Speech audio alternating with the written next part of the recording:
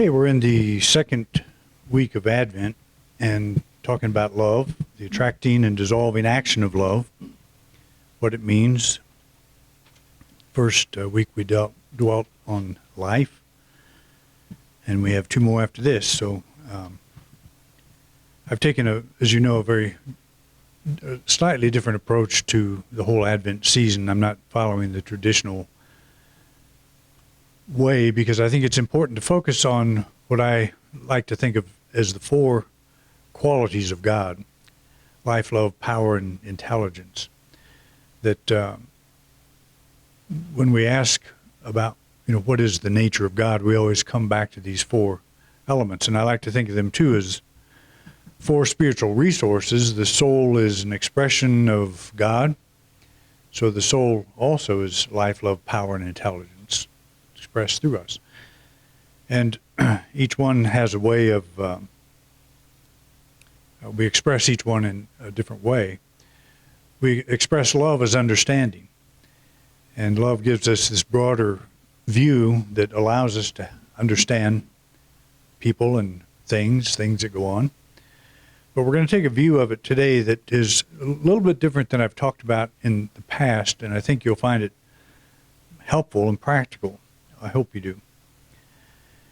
So we start with the statement that I have said many times, but love draws to us that which is for our highest good and dissolves that which is not. When I say something like this, it's a statement, it's an intellectual idea. It doesn't take in the emotional side of love, doesn't take in the absolute. If you have a spiritual awakening, people who have spiritual awakenings describe it as an absolute feeling of love. And so we're not talking about it in that way, the emotional side. There's no way that we can really invoke that. It has to be something that we're all open to in our own way. But if you think about love as drawing to us that which is for our highest good and dissolving that which is not, you see this action everywhere in nature. When we think of motherly love, for example, and just think of it in the animal kingdom, how a mother will do everything possible to draw to her offspring that which is for their highest good. They start with building a nest, or they start with building a home of some kind. It could be a joint effort from the father and mother, but and then they certainly seek to dissolve everything that's not for the highest good. If there's something that's messing around with the babies, you don't want to mess with the bear cub. We all know that, because the mother will try to eliminate that which is threatening, not for the highest good of. So it's a thing that's always going on, and it's not just the animal kingdom. We know how that works in our own life. But when we think of love as this is what's going on all the time, that which is for our highest good is being drawn to us, and that which is not is being dissolved in some way. And so if we're conscious of that, and we're going to talk about how to be conscious of that in just a moment, or how to apply that to a given situation if you're involved in something now. I had the opportunity to use this principle this week, in fact. That's usually what happens. I come up with a title and an idea, and then I'm forced to have to do it, and that's just kind of not a fair thing. But no, it's a good thing. We're always doing it. And that's one of the advantages, actually, of what I do is I get to think about how to handle some ordinary situation in life from a spiritual perspective, and how to bring that into practical application, because that's really what we want. Religion should be educational. To me, that's what we lack. It's educational in a lot of ways, but the main thrust of mainstream religion is to protect us from sin, to protect us from the consequence of sin. If we drop this whole sin idea, that we're born in sin, that is something we've got to carry around all of our lives, then do we need a church if we don't need the protector? And the answer is, well, if the church is an educator, yes, we do. And that's what I've always felt that we are as a Unity Church, an educational institution. And we're educating on not whether or not there is a God. We all assume pretty much that there is something going on out there. And we all probably have slightly different views of what that is. But how do we relate to that? How do we apply that in our life? How do we bring that into our daily experience? You know, that to me is what we're about. We're an educational institution in that regard. So when we think of the attractive and dissolving action of love, it's good to put this idea into a specific perspective. And so that's what I would like to do. So let's think of love as we would think of the phenomenon known as sympathetic resonance. You ever heard of that? Sympathetic vibration, sympathetic resonance, same thing. So let's say we have a guitar sitting passively on a stand, which we do, but we're not going to experiment with this today. On our synthesizer keyboard, if we hold a sustaining A note, which again we're not going to do, the A string on the guitar will vibrate. And the reason we're not going to do it is because you almost have to have your ear down by the guitar to hear it, but you'll hear it. It's the keyboard would send out a frequency that just that string on the guitar would respond to, because it's the same wavelength. And the way this is usually demonstrated is with tuning forks. We could probably do something with that bowl, because it really puts out a strong vibe. But and I think that's part of the thinking behind it, is it can become a healing experience. But in other words, you hit a tuning fork, you hit a synthesizer, whatever, it sends out a certain wavelength that will cause a response that is in that same frequency. So soon the A string on the guitar will begin to vibrate, but the notes above and below will remain passive. And when I first discovered this, and I think it was really by accident that I did, that I thought that was kind of interesting how that would happen. You can actually hum and get your guitar strings to vibrate if you hum in the right place and loud enough, close enough, and so on. So it doesn't matter how the source is generated. But it's you can just picture this, you know, that we're talking physics here. We're talking about a thing that can be demonstrated. But when you are setting up a vibration, you're going to get a certain response. And so when you think of love dissolving or love attracting and dissolving, let's think in that way, in that vein. When we make this statement, love dissolves, love draws, and love dissolves, we're not really drawing or dissolving anything. And that's the point we want to make. All strings are still on the guitar. What we're affirming is a frequency, a level of expectation that enables us to see and experience the truth of our statement, and to tune in to the evidence that this is truly happening. And Jesus pointed this out with this statement about the mountain. If we say to this mountain, be cast into the sea, and do not doubt in our heart that it is so, we're establishing a specific frequency that prompts us to see the outworking in our life. And this outworking may look different than we expect, which is why it's important to think of it as love in action. We're striking the A note, and we're setting the A string in motion. Okay, so I've had an experience this week that was a little bit unsettling. And I think I had just written the article for today's talk. And so my mind was going in several directions at once. You know how that is. Your emotions the same. In fact, let me go to the next slide, because this is more appropriate. Let's say you have a circumstance in your life that seems discordant. All the strings vibrate at once. That's if you just strum the guitar, openly, you're going to get a discordant sound. all the strings vibrate at once, a situation like that of an orchestra tuning before the performance. Affirming that love draws to you that which is for your highest good and dissolves that which is not is a way of silencing the chaos and beginning the performance. How many of you have gone to the symphony? Everybody. And you've heard that chaotic sound of everybody tuning. And some of you are probably in that. But I've always thought that was interesting, too. It's like, why don't they tune before the show? Well, that's what they're doing. And so there's this chaos going on, and then pretty soon the conductor gets up and things start calming down, and then they go into the performance.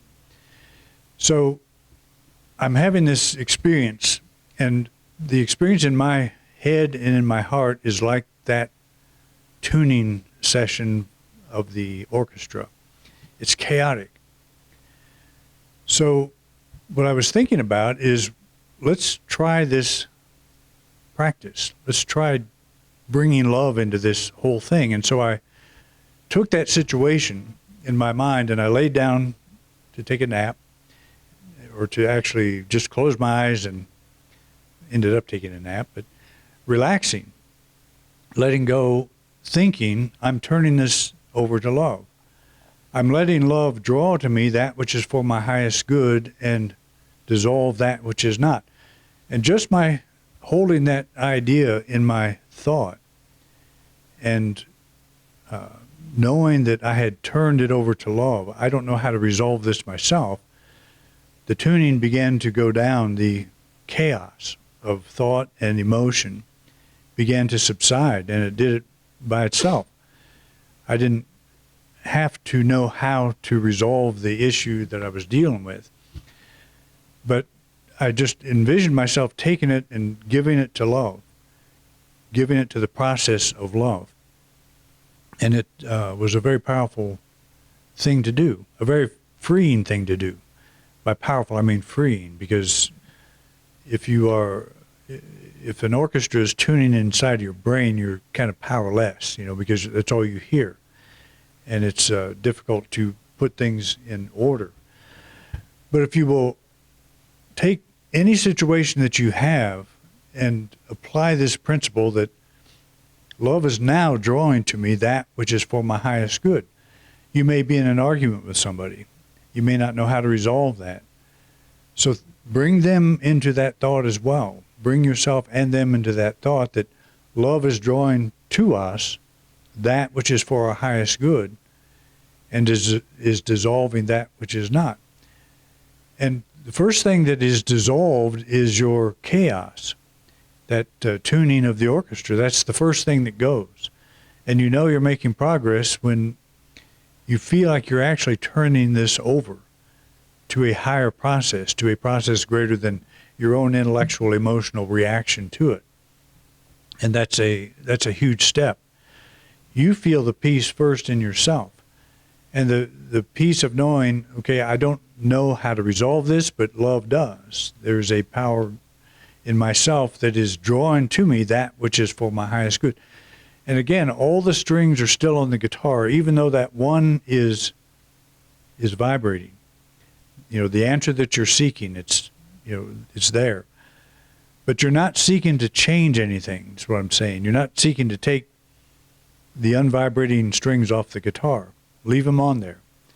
That's your life. That's all the aspects of life. That's the parts that are always going to be there, and they'll come in handy another time. You'll be tuned into those wavelengths a different time. But the point is, when we talk about drawing and dissolving, we're not talking about outside here, out in the world someplace. We're talking about what's going on in us. Because the fact is, you don't invoke love, you tune into the frequency. You tune into that frequency that you are after, and what you're after is a resolution to this disturbance that's going on. And where is that disturbance? It is, yes, it manifests in the outer life, but the worst part of it is what the suffering you're going through listening to that tuning orchestra. It's uncomfortable. And you can just when you think about that orchestra, the sound of that, have you ever been in a casino? Come on, everybody confess up. You go in there and there's this noise, this sound that's going on.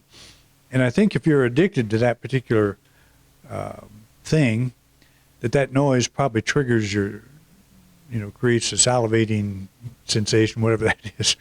But it's a frequency. So I don't know why I said that. I don't know what that has to do with anything, but I'm just trying to find out how many of you guys go out and gamble is what I'm really doing. 10%, remember where that goes. No, I've done that a couple of times.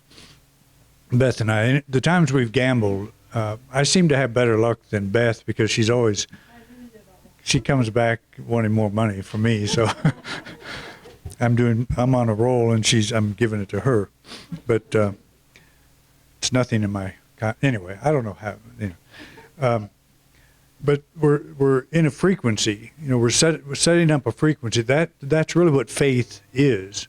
It's setting a frequency.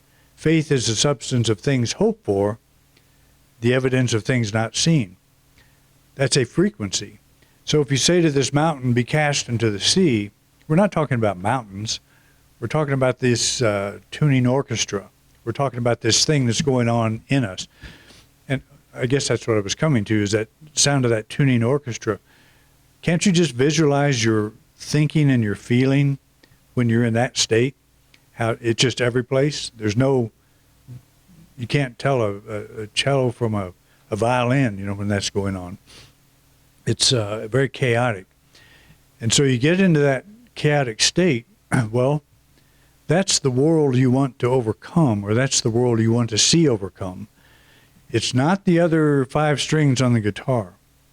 You want all those there. You want your life to be here. You want every aspect of it.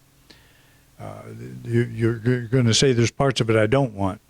Well, that might be the parts you need to turn over to love, to work on this idea. Love is drawing to you the highest in that situation, and it's dissolving that which is no longer for your highest good. That's a process that's going on all the time. So that's where we want to focus. We're not trying to change anything in the world. But what's interesting is things in the world will change. Relationships do change. Things happen. What I find, too, is if I get to that point, even if I'm at peace in myself, I still may need to go out and apologize to somebody or explain my actions to somebody or, make some resolution with the person. It doesn't mean that it's all going to just happen. It may. And I think that does happen often, where we don't have to lift a finger. But then the lifting of the finger is a good thing as well. I was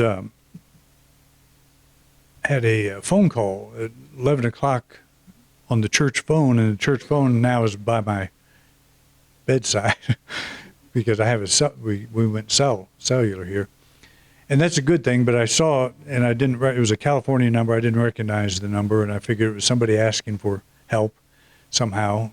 And 11 o'clock, I just don't think the office ought to be open, at that particular time. But I answered the next day, and it was a voice just saying, would somebody from Independent Unity give me a call? And so I did on Friday. And it was a person asking if I had 15 minutes, if I could answer some questions for a paper she was doing. She was a student in a seminary, and she was in California and taking classes and was wanting to interview me as, or a pastor, a minister, probably several all over the country. So she asked if I would give her 15 minutes, and I said I would. Well, an hour and a half later, we ended the interview, and with the promise of my sending her a book and her calling me again for other papers that she was doing, if that was okay with me. And in other words, it turned out to be a very good experience for both of us. She was coming from a complete traditional Christian background. That's what she's being trained to do. And I have a feeling that the moment she hung up the phone, she's back in that environment. I don't know how much of an impact anything I would have said will have on her, but I think it was a good experience. But what I'm saying, that's love drew that to me, I felt, for my highest good, and probably for hers too, because she was very impressed with what I was saying to her. I was using a language she understood because I was raised in it, so I'm very thankful that I was for that reason, so I could talk to her. But I was giving her answers she had never heard, and I'm thankful for that side, because it's, I don't criticize people coming in that place because that's where they are and they need to be there. I couldn't grab her and pull her into the place I feel like I am mentally and emotionally now, my understanding of this whole God thing. But I may have planted some seeds there that will grow over time, and she'll question. But I sent her a copy of The Complete Soul, and we'll see. I don't know if that was the right one to send her or not, but I did. She'll decide that, I guess. But that's an example to me, because, see, I think what would happen with her is love brought us together in that experience. She's not even looking for a guy like me that would come up with answers to questions. She had about 3 or 4 questions. Her first one was something like, after COVID, your church probably went down, and so what do you advise other ministers to do to bring it up? And I said, I don't have any advice. Mine went down and stayed down. So I'm not the person to ask. I was very honest with her. But I said, we do have we have 530, subscribers out there in YouTube land. So that's, she was very impressed with that, but that's neither here nor there. It just, we talked from the earth. It's like, I don't know how to tell anybody to grow a church because I don't know myself, even though I've been doing it for 40-some years. But I love what I'm doing, and if that draws the church, I said, we don't want to have a rock band and Krispy Kreme and donuts and Starbucks to draw people in. If they don't come because of what we're doing, then, I'm not going to put on a dog and pony show to get them in. Because there's the old saying, whatever you have to do to get them in, you'll have to double to keep them. That's just the way that works. And so if you can't, that's true with our whole life. If you can't live it being honest, being true to yourself, then what's the point if you're having to please everybody else? And that's also what love does. That's loving yourself. You're to love your neighbor as yourself. Put yourself in that place where I don't have to be something I'm not. I'm drawing to myself that which is for my highest good now. And I think that particular relationship that we had on that hour and a half that spent together was a very important way that happens. There's nothing that makes me happier than doing something like that. It's just it's a real thrill to be able to communicate with somebody. She had probably about 5 or 6 questions when she came. When she left, she probably had 3,000. So I think that's a good kind of relationship to have. But anyway, that those kinds of things, they drop in on us unexpectedly and as a blessing, and it opens our eyes in some beautiful way. So we open ourselves to all possibilities and all. I don't know how she got my name or anything about it, or she didn't have my name. She had the church name, and that's even more curious because I don't know. We're not that new, or we're not that old, so I don't know where she got us. But wherever she did, she did. But love knows. That's the important thing. So that's all I have to know. Okay. So we're not rubbing a magic lamp here. We're focusing on the truth of how love operates. And again, this is one facet of how love operates. We're not trying to lump all this together. But we're becoming conscious that the greater good is now unfolding, while that which may be blocking this greater good, most likely some attitude, is now dissolving. So that's the important thing to, as we affirm this, just bring it into that chaotic tuning process that may be going on in your mind in the midst of any challenge. And to the point where you actually feel like you have let it go. Something has happened. Something has changed in the way you're thinking about the situation, whatever it may be. You're not trying to change life, and that's often what we try to do. Pray to a mountain, have that mountain removed. We want to see some physical evidence that mountain's gone. I think that will show up. That does come. My situation that I was talking about was resolved in a very beautiful way. And I'm very thankful for all of the steps that it took. But the first step that I noticed was my own dropping of the chaos of my own thought and feeling, knowing that love is handling this. And it did a much better job of handling it, I think, than I would have personally. So that's always good to know. Okay? That enough? Okay. Thank you for watching this week's program. If you enjoyed this video, please share it with others. We want to reach as many people as we can, and we appreciate your help. If you'd like to help support this ministry, just click the donate card at the top right-hand corner of your screen. Your financial support means a lot to us. We have many subjects in our video lineup, so feel free to take a look.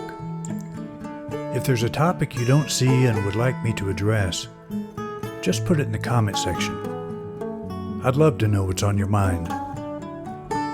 To subscribe to this channel, simply click our logo. Thanks again for your interest in independent unity, and have a wonderful week.